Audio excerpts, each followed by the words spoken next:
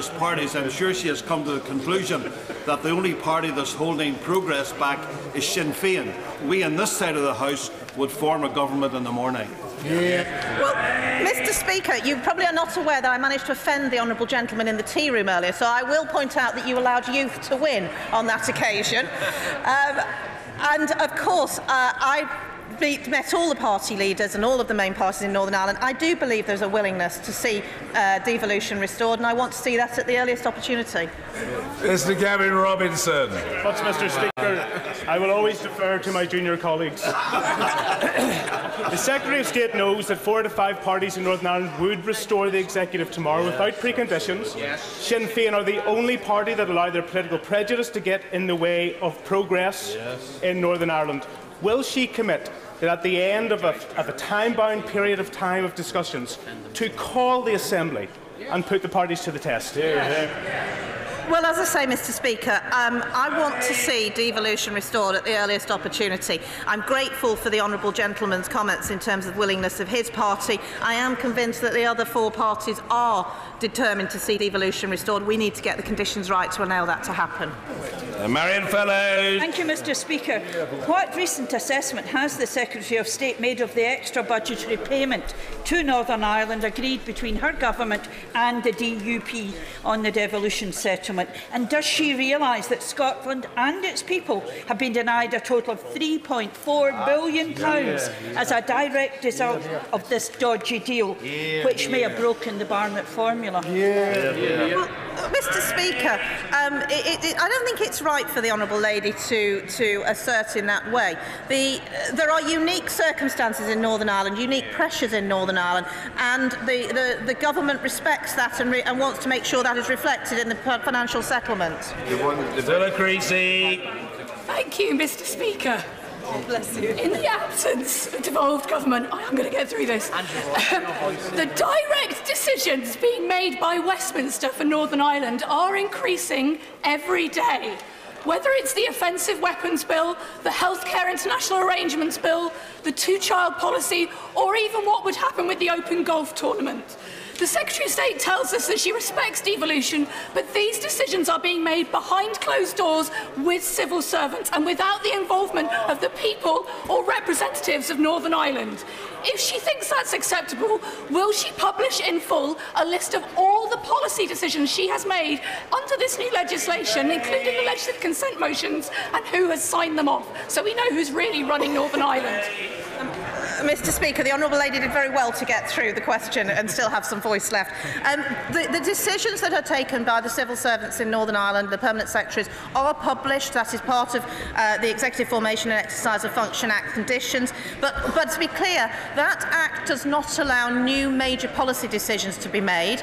It allows for decisions that were taken, policy decisions taken when the Executive was still in place, to be continued, and it allows, as I say, no new policy decisions are being taken under that Act. Thank you, Mr. Speaker. Devolution and peace in Northern Ireland is precious and was hard won.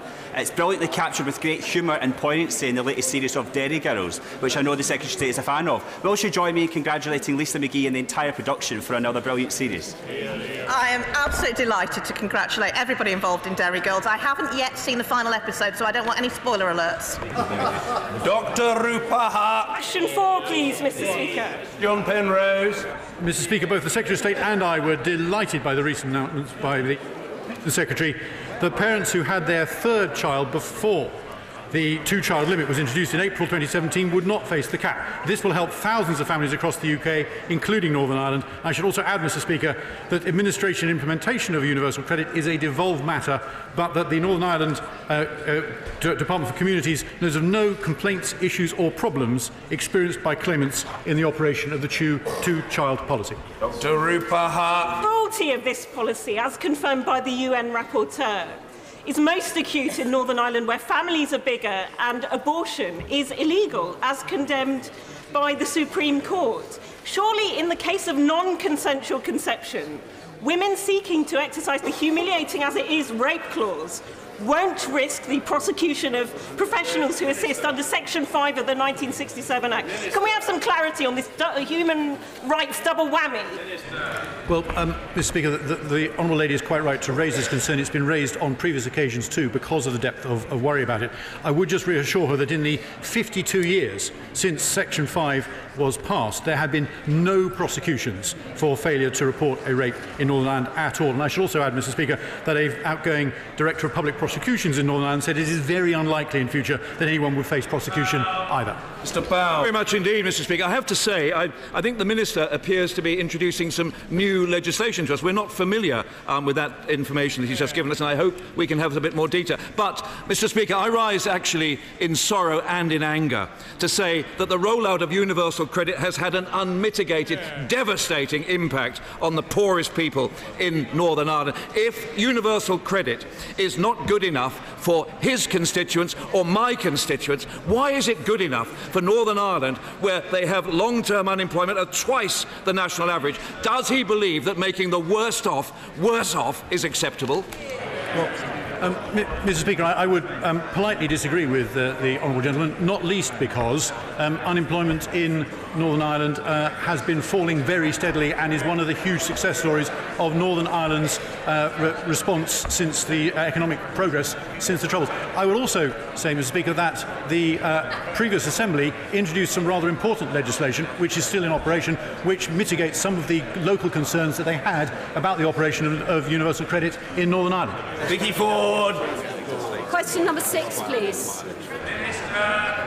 Mr. Speaker, with permission, I will answer questions 6 and 13 together. The threat from dissident Republican terrorism continues to be severe in Northern Ireland. Our top priority is to keep people safe and secure. Vigilance against this continuing threat is essential, and we remain determined to ensure that terrorism never succeeds. Mr. Speaker, today is 21 years to the day since the signing of the Belfast Good Friday Agreement, and I will always remember the devastating bomb that ripped through Omagh, the town of my birth, just months before. Does my honourable friend agree that that agreement has been vital to delivering the relative peace in Northern Ireland, and it must not be jeopardised? Mr. Speaker, I do. As the Secretary of State rightly mentioned earlier, the Belfast Agreement was a landmark moment for Northern Ireland and all its neighbours. The peace it's helped deliver is the foundation of so much of the economic and social progress that's been made since. And of course, the terrorists know this, which is why it is essential that we never let them win. Victoria Prentice. Thank you, Mr. Speaker. Does my honourable friend agree that the police service of Northern Ireland do a fantastic job, and will he confirm that this government will continue to do all it can to support them? Mr. Speaker, yes, I do. The police service of Northern Ireland do a terrific job in keeping everyone safe in Northern Ireland across the community, and I'm sure I speak for everybody here in expressing our admiration and our thanks for the work that they do. Lady Herman. Thank you very much indeed, Mr. Speaker. It's all for you, Sylvia. No. I'm very glad actually that the Prime Minister is in his seat, because the question relates to dissident Republicans. Has the Minister been made aware by the Police Service of Northern Ireland that dissident Republicans are responsible for the recent spate of thefts of ATMs across Northern Ireland and are intent upon using that stolen money to purchase weaponry to attack police officers and others along the border in the event of a no-deal Brexit? Well, Mr. Speaker, there's been a great deal of speculation about this matter. I think all I can say, and I hope she will understand in my response here, is that policing obviously is an operational matter. There are ongoing and live police investigations into this as we speak, and that therefore I can't really go any further into it. But I'm sure that everybody here will have heard her concerns and will have registered them clearly. I'll let you know. Jim Shannon. Bearing in mind that the Secretary of State made a statement saying that the threat level for January was at severe level, can the Minister outline what efforts have been made to increase police presence within local community policing, to build relationships within communities, and how much extra funding has he secured for the police? Well, Mr. Speaker, I'm happy to report that there has indeed been a great deal of extra funding for the police service in Northern Ireland. There was £230 million of extra security funding over the course of the 2010 Parliament, £131 million over the current spending review period, plus £25 million to tackle paramilitary activity, and in December we announced another £16.5 million to help the police service of Northern Ireland prepare for EU exit. Mrs Theresa Villiers. What action is the government taking to tackle delays in the criminal justice system in Northern Ireland? Because that's an essential way to ensure we do more to bring to justice people responsible for terrorism. Well, Mr. Speaker, as a former Secretary of State herself, I'm sure that my right honourable friend will appreciate that this is predominantly a devolved matter, and that there are many things which would be on the plate of a restored Stormont Assembly and Executive. I'm sure that this would be one of them, but obviously it is essential first to get that Executive and Assembly back to work. Lloyd. Thank you, Mr. Speaker. In these heightened times of threats against politicians, anybody standing for a council election in England this May does not have to have their home details published. In Northern Ireland, that's not the case, which has led to the SDLP councillor Maria Cahill having to withdraw from fighting her seat. Now, can the Minister tell the House why it is that in England legislation was changed, in Northern Ireland we didn't do that, and when will that change now be made? Mr. Speaker, this has been a point which has come up in the press very recently, and I know is causing concern, I'm sure, to all sides of this House and in all communities in Northern Ireland as well. I've got to say we are tremendously sympathetic. The difficulty at the moment, Mr. Speaker, is that changing the rules in Northern Ireland, changing the laws in Northern Ireland in time for the local elections looks like it's going to be probably impossible, and I think that we will all want to try and make sure that this is dealt with so it is in line as soon as we can. Finally, Tom Persglove. Number 8, Mr. Speaker. Mr. Speaker, as a former tourism minister myself, I'm delighted that in July the Open Championship is making a historic return to Northern Ireland after 68 years. Tourism Northern Ireland expect up to 190,000 spectators will attend the event at the Royal Portrush Golf Club, and estimate that the benefit to the Northern Ireland economy will be £80 million. Tourism in Northern Ireland is going from strength to strength, and during the first quarter of 2018, this has spent an unprecedented £180 million. Tom Persglove. What steps is he taking to capitalise on this top international sporting event to promote Northern Irish tourism and showcase business opportunities? Well, Mr. Speaker, my honourable friend will know that tourism is a devolved matter, which is yet another reason for the Stormont Executive to reform quickly. But I would also urge businesses to use the event as a huge marketing opportunity. Portrush will be a target-rich environment for them, full of potential customers, suppliers and contacts for all sectors of the Northern Ireland's economy, not just tourism, and I'm sure they will grab it with both hands. If the honourable gentleman intends favourably to reference Rory McIlroy, I will call him, and if he isn't, I won't. Very good. Very good. One of the best golfers in the world, Mr. Speaker. Can I ask the Minister, will he meet with Invest Northern Ireland, as I have done, to ensure that we maximise every potential investment opportunity on the back of the Open returning to Royal Portrush after almost 70 years of an absence? Mr. Speaker, I will meet with them and anybody else who wants to bring more investment into Northern Ireland. Very happy to. Thank you.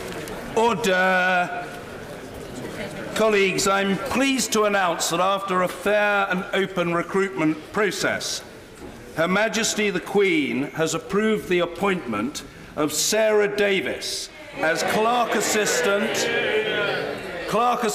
and Managing Director of the Chamber and Committees team, with effect from the 29th of April 2019.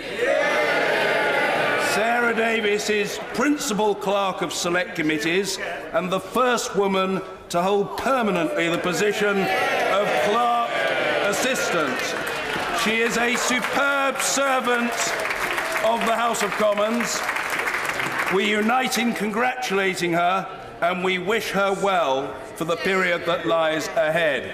Order. Questions to the Prime Minister. Craig Tracy. Question number 1, Mr. Speaker. Prime Minister. Thank you, Mr. Speaker. May I add my congratulations to Sarah Davis on achieving this position, and saying how good it always is to see women in high office.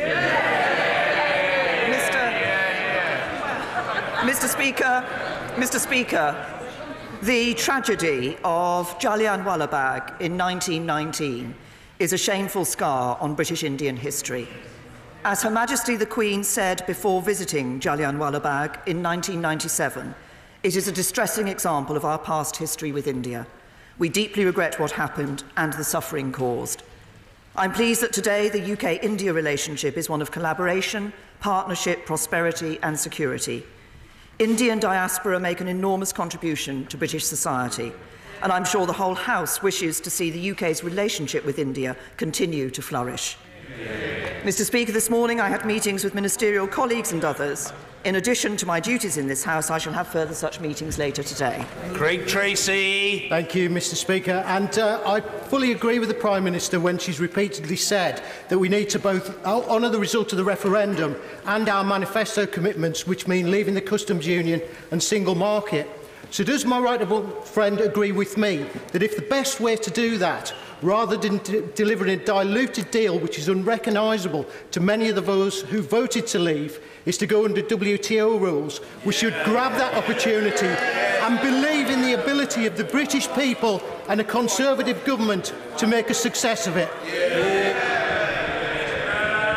Well, can I agree with my honourable friend that I believe that a Conservative government will make a success of whatever the situation is in relation to Brexit. But I still believe that actually the best Brexit for the UK is to be able to leave in an orderly way, to be able to leave with a deal. And I do want to ensure that that Brexit does indeed honour the result of the referendum. There are members of this House who don't want to honour the result of the referendum. I do. Jeremy Corbyn.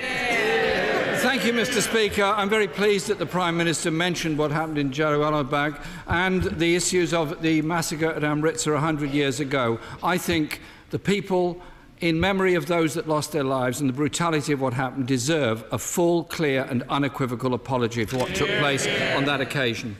And I join the Prime Minister and yourself, Mr. Speaker, in welcoming Sarah Davies to her appointment. I'm sure she's going to be absolutely brilliant. I remember the day she started work in the House, and she's done incredibly well. And also, Mr. Speaker, I welcome my honourable friend, the new member for Newport West, who's here today, who is, I believe, a very worthy successor to the late Paul Flynn. Today, Mr. Speaker, marks the 21st anniversary of the Good Friday Agreement, a defining moment in Irish history which allowed peace to prevail. It was a great achievement, and I pay tribute to the work done by the Labour government at that time, as well as those on all sides of Ireland, north and south, and of this House, in achieving the crucial breakthrough in the peace process, which we have to ensure maintains. And as we continue to find discussions on a compromise over the Brexit deal that could shape our future economic relationship with Europe, protecting jobs, rights and our economy, we shouldn't forget communities across this country that have been abandoned by this government in the here and now.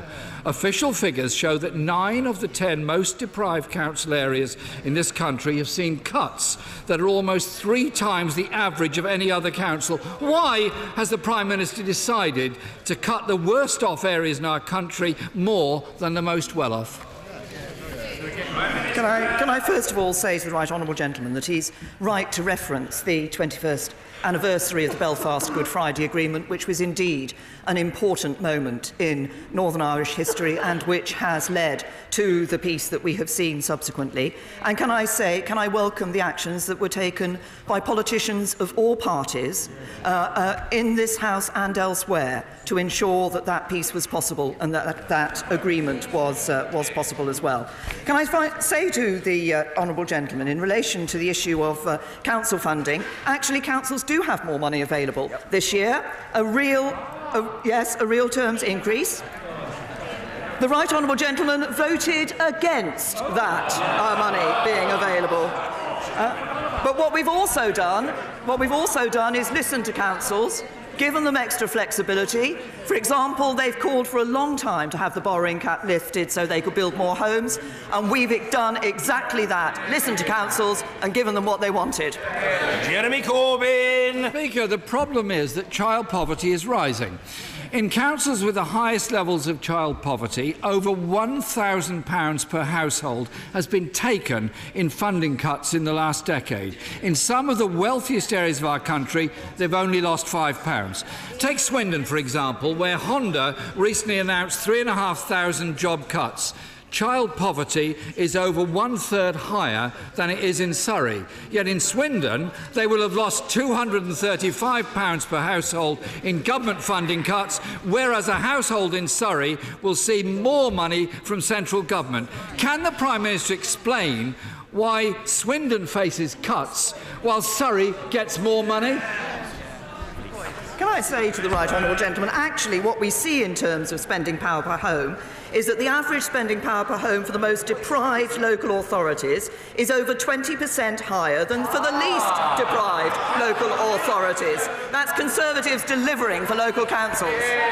Jeremy Corbyn. Mr. Speaker, homelessness is 3 times higher in Swindon than in Surrey, and today we learn that 2/3 of councils do not have the funding necessary to comply with the Homeless Reduction Act. In Stoke-on-Trent, the council has lost £640 per household, yet child poverty is more than double the rate in Surrey, which has seen an increase in funding. Does the Prime Minister think that areas with the highest levels of child poverty do deserve to be facing the largest cuts in their budgets? Yes or no? What I think is that members across this House who are concerned about child poverty should take action to ensure that we're helping families to get more money into their pockets. It is this government that's frozen fuel duty. It's this government that's introduced the national living wage. It's this government that's given lower paid workers the highest increase. And it's this government that on Saturday saw 32 million households see a tax cut. If the right honourable gentleman really wants to help people out there with money in their pockets, he should be backing these measures by the government instead of voting against them. The reality is that under this government, 500,000 more children have gone into relative poverty. And in Stoke-on-Trent alone, 4,000 food bank parcels were handed out to children last year. And if it wasn't bad enough, it's about to get rather worse. Tory proposals on the new funding formula for councils will make poorer areas even poorer. They're removing the word deprivation from the funding criteria. In a phrase that George Orwell would have been very proud of, they've called this the fairer funding formula. Areas like Stoke will lose out even more. Can the Prime Minister explain why she wants to give less funding to the most deprived parts of our country? No, that's not what we're doing. What we are doing is ensuring that we have a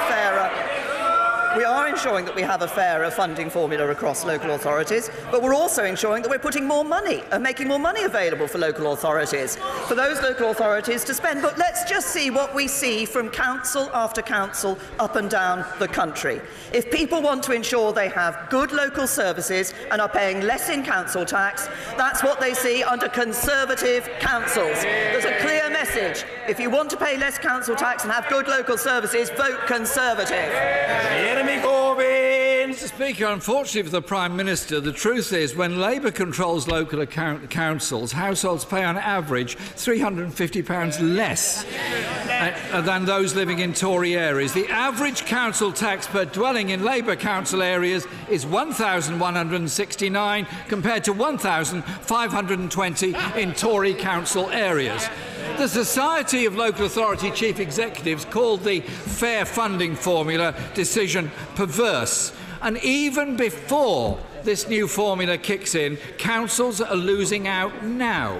A Conservative council leader said earlier this year, we are really short of money. I mean, there is no money for him to run his services. What does the Prime Minister say to local authorities struggling to make ends meet while her government continues to underfund the vital services that they deliver? We have, over the years, asked local councils to take some difficult decisions in relation to living within our means. Why did we have to do that? We had to do that because we were left the biggest deficit in our peacetime history by the last Labour government. Jeremy Corbyn. political choice made to impose austerity on local government has hit the poorest and worst off the worst in every one of our communities across the country. Since 2010, 50 pence of every pound has been stripped from local authorities by her government. That is the reality of what life is like for those trying to deliver services. Mr. Speaker, the evidence is clear. The Tories have abandoned communities across the country. They've left towns and cities to fend for themselves after 9 years of vindictive, damaging austerity. 1,000 fewer Sure Start centres. One of the greatest achievements of the last government. 760 fewer youth centres and a social care system in absolute crisis. Child poverty is up. Violent crime is up, and homelessness and rough sleeping is also up. This government, Mr. Speaker, stands for tax cuts for the richest and swinging cuts for the rest. Will the Prime Minister now admit that far from tackling the burning injustices she talked about, her government's cruel and unfair policies have pushed councils to the brink and left those just about managing not being able to manage at all? That is her legacy. I'm proud to lead a government that's seen more children in good schools, more doctors, more jobs, lower borrowing, lower unemployment, lower taxes. That's Conservatives delivering across the country for everyone. And what would we see with the Labour government under the Right Honourable Gentleman? Destroying our defences, abandoning our allies, billions more in borrowing, fewer opportunities and higher taxes for everyone. That's a Labour future, and we will never let it happen. Antoinette Sandbach. Thank you, Mr. Speaker. Some argue for completely free markets and self-regulation by big business, but this can lead to harmful content and extreme views being promoted. The tech giants who act as publishers have shown that they won't act without regulation. Will the Prime Minister join me in welcoming the publication of the Online Harms White Paper and support the levelling of the playing field between print and broadcast media and the tech giants? Can I say to my honourable friend, she's raised a very important point that I think matters to people up and down this country. The internet can be absolutely brilliant at connecting people and providing people with information and connecting people not just nationally but across the world. But for too long, the companies haven't done enough to protect users, especially children and young people, from harmful content. And that's not good enough. And that's why we've listened to campaigners and parents. We're putting a legal duty of care on internet companies to keep people safe. And I would like to congratulate my right honourable friends, the Culture Secretary and the Home Secretary, for the work that they have done on this issue. Online companies must start taking responsibility for their platforms and help restore public trust in their technology. Ian Blackford. Thank you, Mr. Speaker. Today, as we know, is the anniversary of the Good Friday Agreement, a peace accord that not only ended violence in Northern Ireland, but brought stability for all of us living throughout the United Kingdom. Mr. Speaker, Brexit threatens to undermine that, to drag us out of the most successful peace project in history, the European Union. What a tragedy. Mr. Speaker, it is now 1 week since talks began between the Tory government and the Labour Party. I want to ask the Prime Minister, at any point during these talks, has a second referendum been offered on the government side of the negotiating table? Yes or no, Prime Minister? My position on a second referendum, the government's position, has not changed. The House has rejected a second referendum 2 times. Now, when we come to a deal, we will have to ensure that legislation goes through this House. Of course, it may be that there are those in this House that wish to press that issue as the legislation goes through. But my position on this has not changed. Ian Blackford. Well, it was a very simple question, Mr. Speaker. Has a referendum been offered, yes or no? Mr. Speaker, people can't have faith in a backroom deal cooked up by 2 leaders who don't possess the ingredients to hold their parties together, never mind hold these islands together. Scotland won't be forced to accept what these 2 Brexit parties are preparing to serve up. There is no such good thing as a good Brexit. There is no such thing as a good Tory-Labour Brexit deal. The Prime Minister must recognise the difference between what she believes is duty but what the rest of us see as delusion. In her final days as Prime Minister, will she accept the EU offer of a long extension, accept that she has run out of road, and accept that the only choice now is to put this back to the people? As I've said, I made my position clear on that. Can I just say to the right honourable gentleman that I think it is a little difficult for many of us in this House to hear him week after week stand up and say that the UK should stay within in the European Union, when Scottish independence would have meant taking Scotland out of the European Union. Dr. Andrew Murison.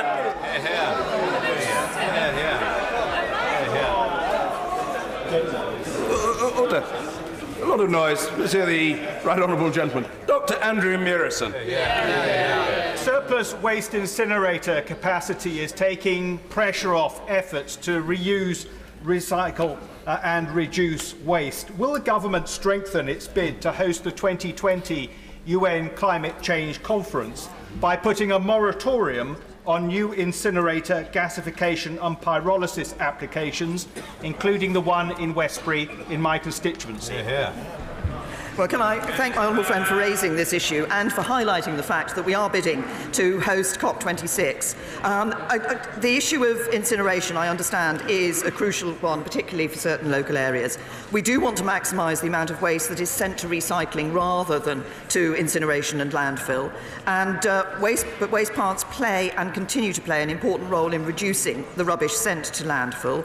But we do welcome work to drive down waste to landfill further. But if wider policies don't deliver our waste ambitions in the future, including those higher recycling rates, then we will consider the introduction of a tax on the incineration of waste.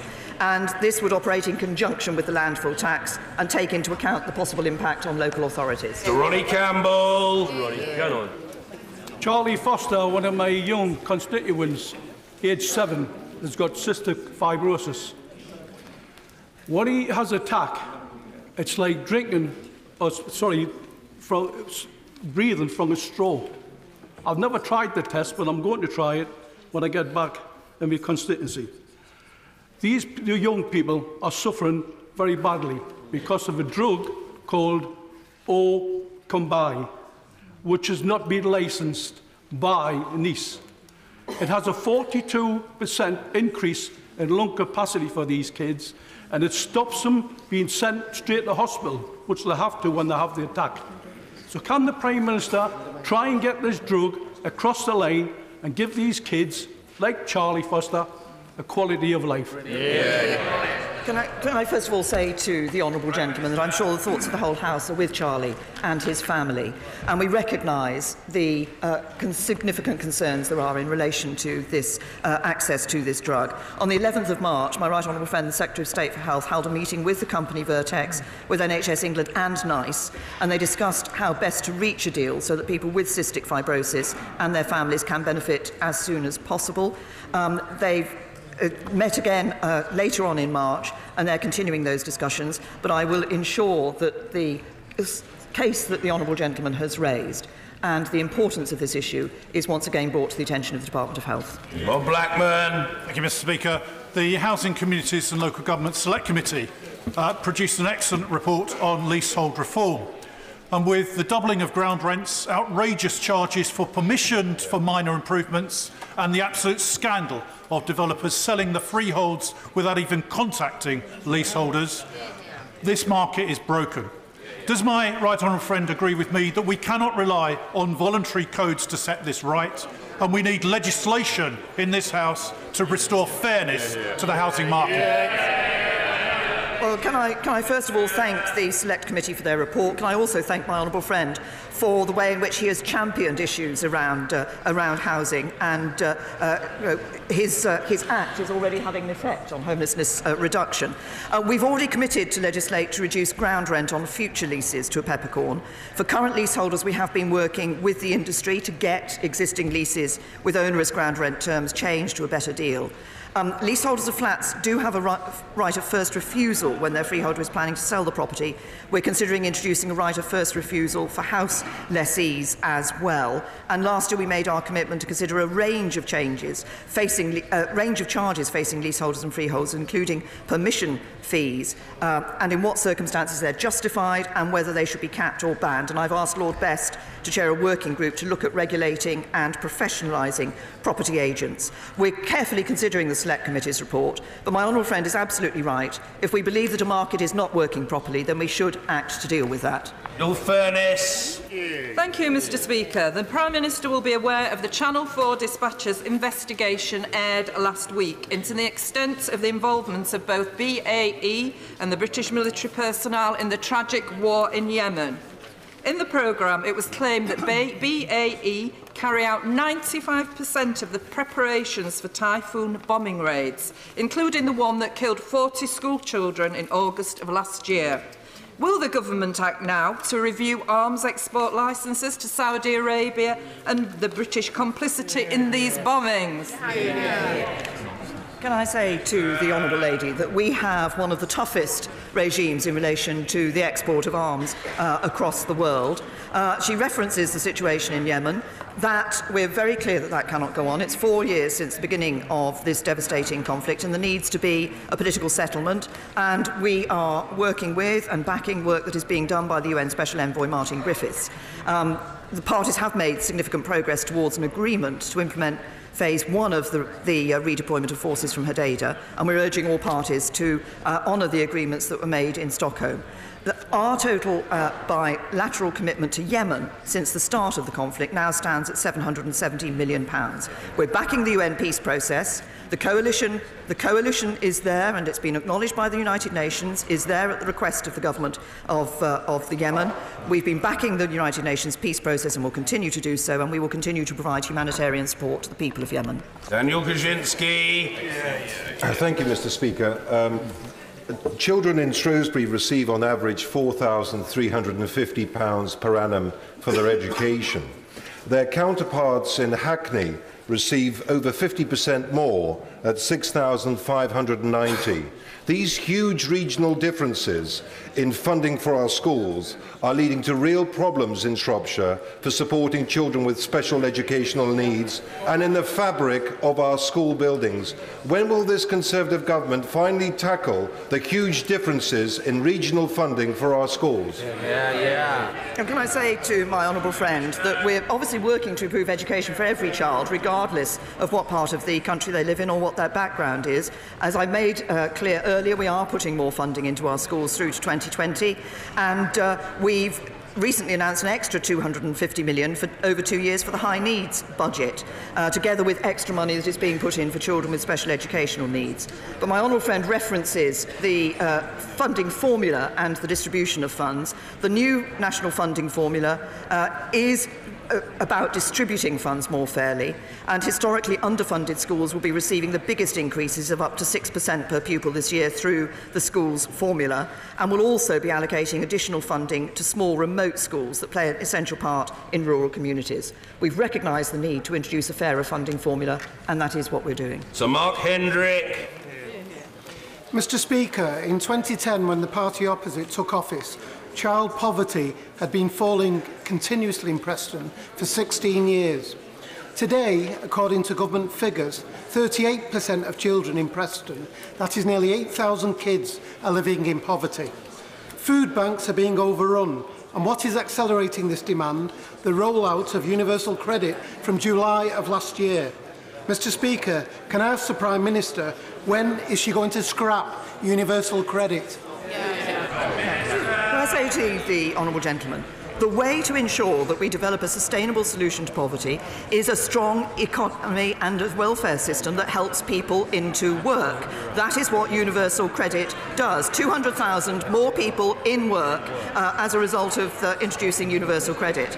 Because work is the best route out of poverty, and the evidence is, just the evidence is, that a child growing up in a home where all the adults work is around 5 times less likely to be in poverty than a home where nobody works. What we're doing is making sure we encourage people into the workplace. There are more jobs out there, more people in work, a record level of people in employment. Work is the best route out of poverty. On Monday, a constituent contacted me to tell me that 3 men armed with a knife had tried to rob his 15-year-old son as he walked from a friend's home in a neighbouring borough. My constituent expressed his frustration that police stations are closing and he never seems to see police on the beat any longer. To keep our young people safe, isn't it time the Mayor of London reversed his decision to close Barnet Police Station and others in the London suburbs? Well, can I say to my right honourable friend, she's absolutely right that decisions on the closure of police stations across London are a matter for the Mayor of London. And we have been protecting police funding. This year there'll be almost £1 billion extra available for the police, and the Metropolitan Police are receiving up to £2.7 billion in funding in 2019-20, which is an increase on last year. We will always ensure the police have the powers and resources they need, but it's important that people recognise the responsibilities of police and crime commissioners and the decisions they take, and in London that's the Labour Mayor of London. Jamie Stone. Mr. Speaker, I really think it would be unwise of me to mention any hotels in the Highlands this week. At Dounreay, in my constituency in Caithness, we have a skills pool which is second to none. And as Dounreay continues to decommission, it is vital that we redeploy these skills to the maximum benefit of the local economy and indeed the UK economy. Can the Prime Minister give me an undertaking that the Government will work very closely with the management of Dounreay, the relevant local trade unions and indeed the Nuclear Decommissioning Authority to make sure that this redeployment of skills actually happens to the benefit of the UK? Yes, I'm happy to say to the honourable gentleman, I recognise first of all that this must be a time of concern for staff at Dounreay. It is important that we recognise the skills that have been developed there and make sure that we're taking every opportunity to put these to the benefit not just of local people but, as he says, of the United Kingdom. We welcome the Dounreay Site Restoration's statement of support for its staff, its intention to support them through a transition into other employment. And I understand they'll develop training and support programmes to put individuals in the strongest possible position to move into another local job with one of the growing industries, such as space, which the honourable gentleman has already referenced in previous Prime Minister's questions, or renewable energy. We do remain, he asked about the Government's commitment, we remain absolutely committed to supporting the region and the staff affected. We'll continue to work with the Nuclear Decommissioning Authority, with the Dounreay Site Restoration Limited, Cavendish Nuclear, Jacobs and AECOM during this time. Damian Moore. The Access for All programme championed by this Conservative government is helping more disabled people, more elderly people and more people with prams and pushchairs access our stations with greater ease. After my campaign in Southport, Hillside Station was a successful recipient of some of this funding. Will my right honourable friend, the Prime Minister, do more in this area so more of our stations right across the country truly give access for all? Can I say to my honourable friend, can I congratulate him on a successful campaign that he ran to get that access at Hillside Station? We do need to ensure that we continue this programme of ensuring that we are able to open up routes for disabled people by ensuring they have that access to stations. We are moving closer to a transport sector that is truly accessible. The changes that will take place at Hillside is an example of that. If the programme continues to be delivered successfully, the Department of Transport will make submissions for further funding in due course. But it is absolutely clear that we are providing those extra opportunities for disabled people. I'm pleased to say that I think it's 900,000 more disabled people now in the workplace. Access is important for them, and the campaign that my honourable friend and others of my honourable and right honourable friends have run to get access to their stations has been an important part of that. In wishing the honourable gentleman a happy birthday, I call Luke Pollard. Thank you, Mr. Speaker. As you may know, there are 53 Mondays this year where rent is due for people who pay their rent on a weekly basis, but there are only 52 universal credit payments this year. The DWP have acknowledged that this is a problem they are awaiting government action on. Could the Prime Minister confirm that she recognises this problem and will act to ensure that people don't need to find an extra week's rent or go into debt because of this entirely predictable universal credit fault? Well, can I say to the honourable gentleman, he's raised this point, of course, it's worth pointing out no year actually contains 53 weeks. So if somebody does pay a 53rd rent payment in a given year, this payment will cover some days in the subsequent year and will mean that the following month only has 4 payment dates, and as such the claimant will be overpaid for their housing, and a shortfall is immediately recovered. But it is about the way in which the days fall and making sure the system does work for everybody. Henry Smith. Mr. Speaker, if the Prime Minister is seeking a year-long extension to Brexit, does she not recognise that that, of course, would cost over £1 billion a month to the British taxpayer in subscriptions to the EU? And does she not agree that that funding would be better spent on tackling crime, funding schools, and even tax cuts for my constituents and constituents up and down the country? I say to my honourable friend, I'm pressing the case for the extension that I wrote to Donald Tusk about last week, that in fact was endorsed by Parliament last night. But can I also say to my honourable friend that I think it is important. We could actually have been outside the European Union by now if we'd managed to get the deal through. And I'm continuing to work to ensure that we can deliver Brexit and can do that in a way that works for people across this country. Mr. Stephen Hepburn. What would the Prime Minister boast is her government's greater achievement?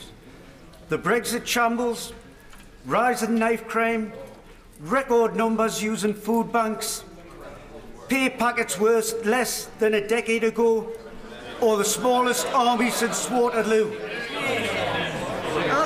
I'll tell the honourable gentleman. I'll tell the honourable gentleman what I'm proud of this government achieving. We see more people in work than ever before. We have seen tax cuts for 32 million people. We're seeing wages rising. We're seeing the deficit falling, debt coming down. We're restoring this country's finances. That builds a brighter future for all our constituents. Thank you, Mr. Speaker. I would like to see more women on the boards of big business. So will the Prime Minister join me in congratulating Ruth Carney, who's recently been appointed the chair of Babcock International, first female chair they've ever had, and hopefully she will improve the company's fortunes. Can I thank my honourable friend for raising this issue? I'm very happy to congratulate Ruth Carney for achieving that role as chairman of Babcock. The government has been working and has done a lot since 2010 to see more women on the boards of companies. I think this is very important. The greater diversity we have on those boards, the better those companies will do. Wayne David. For the Prime Minister's visit to Brussels, I have a little light reading for her. It's a graph of police funding from the government in Gwent. It shows very clearly, that police funding is going down, not up.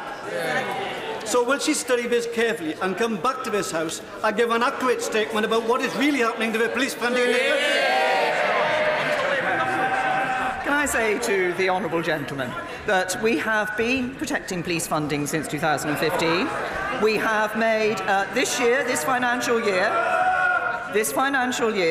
nearly £1 billion extra is available to police, and we have indeed put extra money into police. My right honourable friend, the Home Secretary, announced the £100 million extra that is going into key areas in relation to dealing with knife crime, and we've been protecting police funding since 2015. Shailesh Bara.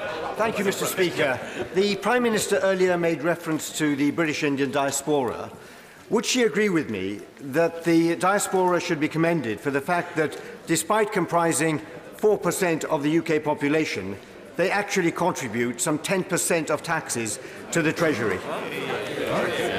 Can I say to my right honourable friend, I'm very happy to welcome their contribution that the Indian diaspora are making to our country. He's referenced the economic contribution they're making through their taxes. Of course, many of them are running businesses that are employing people up and down the country and successfully doing that. Many of them are successfully exporting from this country and supporting our economy. But they also play a very important role in our society, and I'm very happy to welcome that and to congratulate them on it. Caroline Lucas. Thank you very much, Mr. Speaker. This Friday, young people across the UK will again be calling for more urgent action on the climate emergency. So far, every party leader except the Prime Minister has agreed to meet members of this extraordinary uprising. Following a speech at Davos and a meeting with Pope Francis, 16-year-old Greta Thunberg from Sweden, who sparked this global uprising, will visit Parliament on the 23rd of April. So my question is very simple. Will the Prime Minister agree to meet Greta and hear direct from the young people when she's here? Can I say to the Honourable Lady, she says, will I hear direct from young people about the issues that they're concerned about in relation to the environment and climate change? I do that, and this gives me an opportunity to congratulate a school in my own constituency, St Mary's Catholic Primary School, that has won 5 Green Flag Awards in the last 10 years, that last year won the first ever National Green Heart Hero Award. And I can assure the Honourable Lady that I hear young people often tell about the importance of climate change. This government has a fine record on climate change.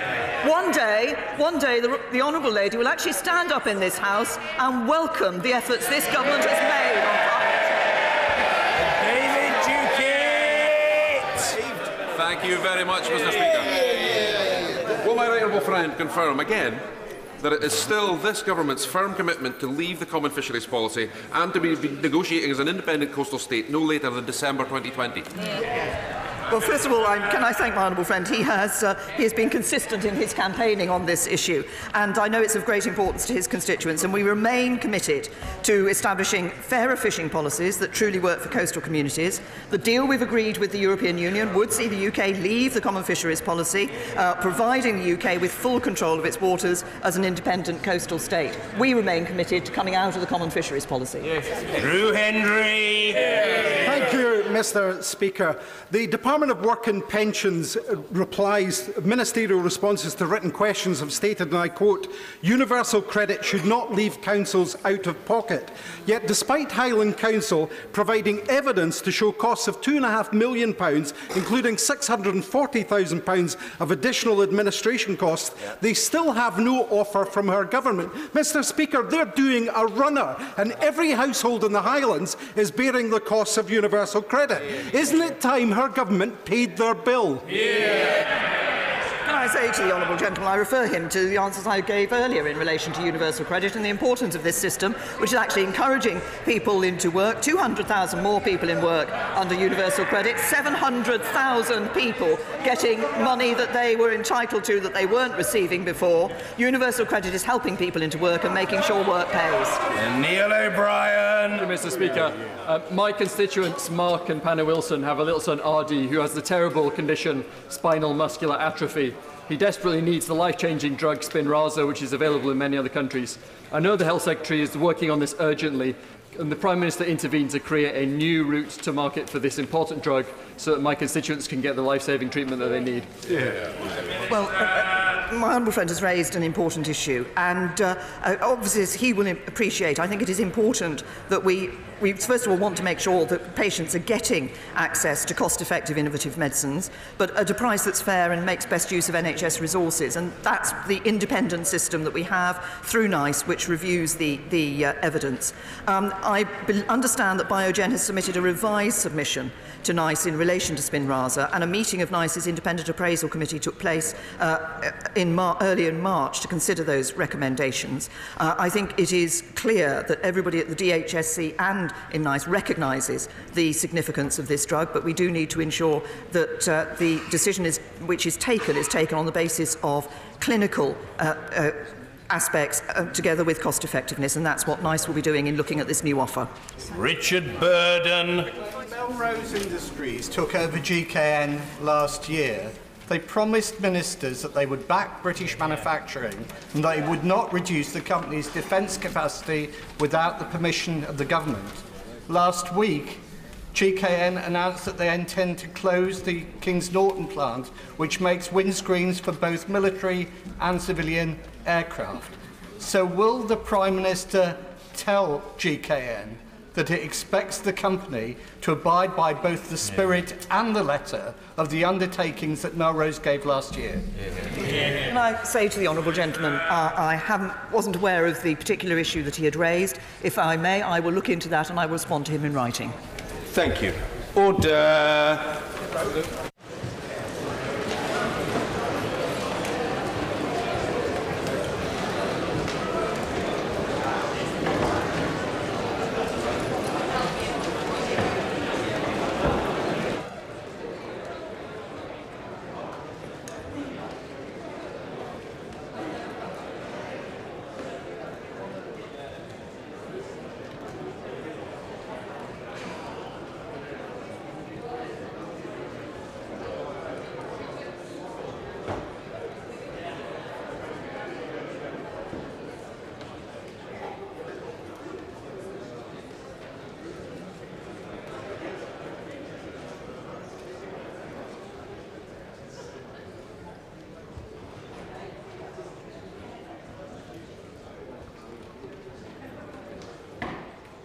Order. Urgent question. Alistair Carmichael. Thank you, Mr. Speaker. To ask the Secretary of State for Foreign and Commonwealth Affairs if he will make a statement on the conviction of pro-democracy activists in Hong Kong. Well done. Minister of State Mark Field. Oh, we're very accustomed to seeing the right honourable gentleman at the box recently. He's well and truly earning his keep.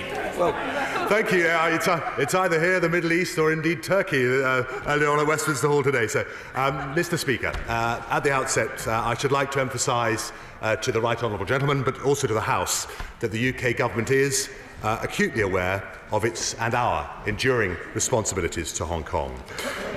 We were a joint signatory to upholding the joint declaration between the UK and China some 35 years ago. This joint declaration is, of course, lodged with the United Nations.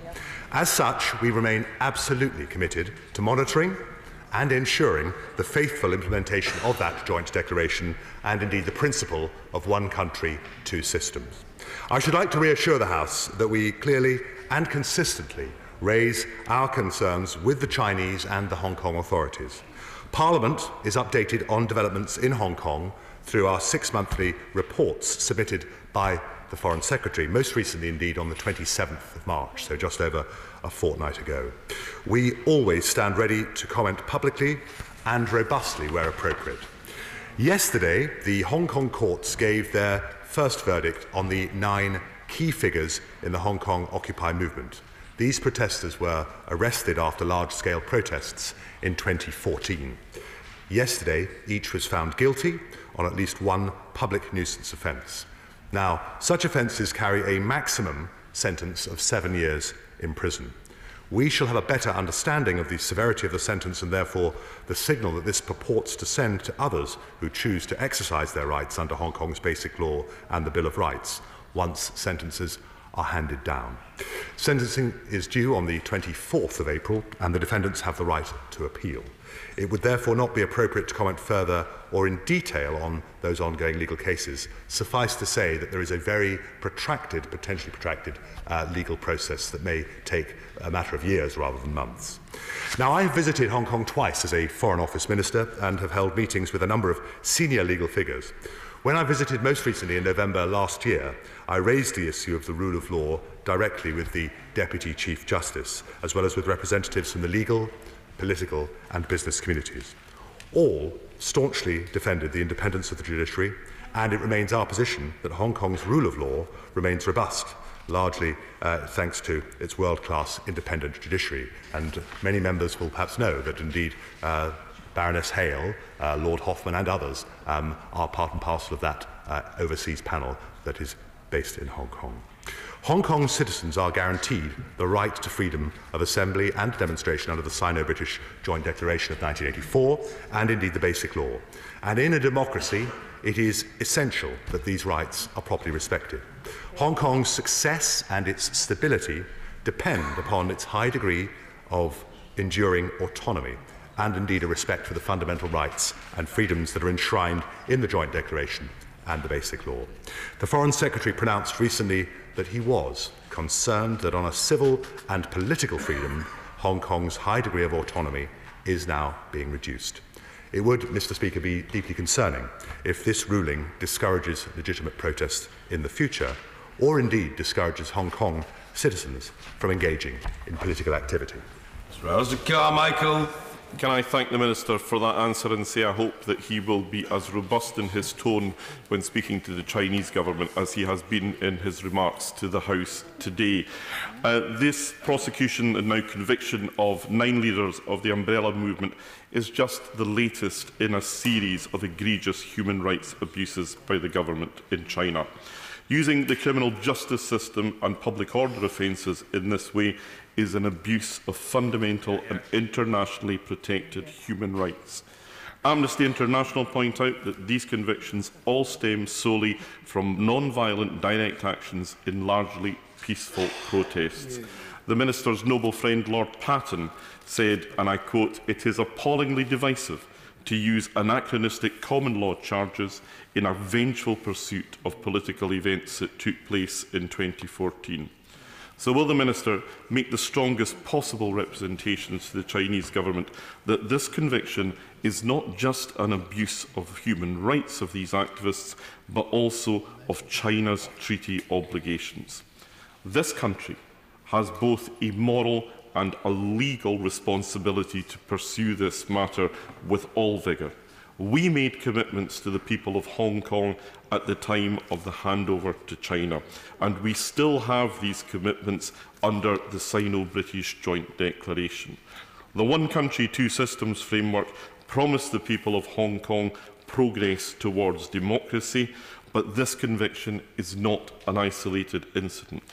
Over the last 5 years, we have seen Hong Kong booksellers who published titles critical of China's rulers abducted. We've seen a political party banned, a senior Financial Times journalist, Victor Mallet, expelled from the city, and now we see proposals to change Hong Kong's extradition laws to enable suspected criminals to be extradited from Hong Kong to mainland China, something that not only political activists but actually business people also fear, as they believe that they could be in danger if this change goes ahead. So, Mr. Speaker, will the government stand by the people of Hong Kong and their human rights, and will he ensure that we in this country do not allow the Chinese government to break the promises that this country made to them? May I thank the right honourable gentleman for his considered comments, and may I say that I fully accept and agree with the concerns that he has raised. We do take very seriously our responsibilities under One Country, Two Systems, and as I've pointed out, consecutively at 6 monthly reports, we have expressed concerns that there has been a tightening in relation to those individual rights, whilst we also feel that actually as far as commerce and the judicial system's independence is concerned, that has remained true to the One Country, Two Systems. Mr. Speaker, if I may just say this, I believe it is in China's own interests that Hong Kong continues to succeed under that framework. The Joint Declaration must remain as valid today as it was when it was signed 3.5 decades ago. It is, as I say, a legally binding treaty that is registered with the United Nations. I've raised this and will continue to raise this with Chinese counterparts, and obviously there is some criticism that is addressed at the FCO in relation to the idea that we have a 6-monthly report. We feel it is a particularly important foundation for the ongoing confidence within Hong Kong that we take very seriously the responsibilities to which we are signed up. Mr. Speaker, may I just come out, if I may touch on this issue of the change to extradition law that was raised by the right honourable gentleman. We are aware that the Hong Kong government has a proposed change to legislation, and we are very seriously considering the potential implications of those changes, including how those proposals might affect UK citizens and indeed our own current extradition arrangements with Hong Kong. The British Consular General in Hong Kong, the very talented man Andy Hayne, has spoken to senior figures in the Hong Kong's administration to seek clarity on what these proposals would mean for UK citizens, but also for our law enforcement cooperation and the current extradition arrangements. He has raised the potential impact of the proposals on business confidence in Hong Kong and explained our concern that given the sensitivity of these issues raised by these extradition proposals, more time, considerably more time, should be given for a full and wide consultation with interested parties before the Hong Kong authorities seek to put it into law. Sir Geoffrey Clifton Brown. Thank you, Mr. Speaker. In my right honourable friend's excellent statement, he emphasised the importance of the independence of the judiciary in Hong Kong with judges of the calibre of Baroness Hale and Baroness Hoffman. If the Chinese government wish to be really believed that they are upholding the standards, highest standards of human rights, isn't it absolutely essential that that court is allowed to do its duty with full independence? May I thank my honourable friend from the Cotswold, who I know takes these matters very seriously and obviously has worked hard on these matters. Indeed, he was heading a delegation when I first went to mainland China some 15 years ago, and I'm well aware that he keeps an eagle eye on what is happening, particularly, obviously, in Hong Kong. He is absolutely right, and I have to say, as I say, when I was there most recently, I had a chance to speak to senior legal figures who do feel that the judicial system and its independence is being upheld. But clearly, the sense in which other rights are being being questioned and being eroded by the Chinese authorities does raise some concerns in that regard. But as I say, hitherto I think we have been confident that cases that have come before the Hong Kong judiciary have been dealt with in a fair way without political interference. Helen Goodman. Thank you, Mr. Speaker. I'm grateful to you for granting this urgent question, and I want to congratulate the honourable member for Orkney and Shetland for securing it. I share his profound concern at yesterday's verdict. A serious discussion in this House on the situation in Hong Kong is overdue. China's erosion of the rights and freedoms guaranteed by the Hong Kong Basic Law has been growing since the pro-democracy umbrella movement protests in 2014. The last few years has seen an increasing crackdown on dissent and protest. Political parties banned, pro-democracy candidates blocked, and journalists expelled. The conviction of 9 leaders of the Hong Kong umbrella movement yesterday, who could face 7 years in prison for organising peaceful protests, is totally disproportionate and clearly politically motivated. The proposals to change Hong Kong's extradition law means they could serve sentences thousands of miles away in mainland China. The Sino-British Joint Declaration is a legally binding treaty registered with the United Nations, and the British government is the joint guarantor with China of the rights of Hong Kong citizens. So I have one simple question to the Minister. How is the government going to fulfil its legal responsibilities to the citizens of Hong Kong? May I thank the Honourable Lady for her contribution, and may I also say I was very sorry to hear that her constituency office was attacked over the weekend. I think it's something that is unacceptable in the world in which we live, and is perhaps also a salutary reminder that some of the concerns that we deal with across the world also become quite prevalent closer to home. May I just say this, we do take very seriously one country, two systems, and we'll continue to do so. And indeed, the fact that we are the guarantor is important. As I say, the 6-monthly reports come not without criticism from our Chinese counterparts, but that does, I think, provide a very detailed opportunity, and I would encourage members who have an interest in Hong Kong, and even those perhaps who don't have a strong interest in it, to read that report when it comes out every 6 months. It does give, obviously, very specific concerns that are addressed, and indeed specific cases, including a number of those that the Honourable Lady has raised. The work that we will continue to do, obviously from London and from Hong Kong and indeed from Beijing, is important as we try to maintain the one country, two systems approach. Our own view, as I say, is it is very much in China's interest, and I think implicitly they have recognised the importance of Hong Kong as a financial capital market, but also as an important business centre, and it is, I think, therefore equally important that we address upon it that the uniqueness of Hong Kong will only be properly maintained and the full potential if the rights that are set out in the Joint Declaration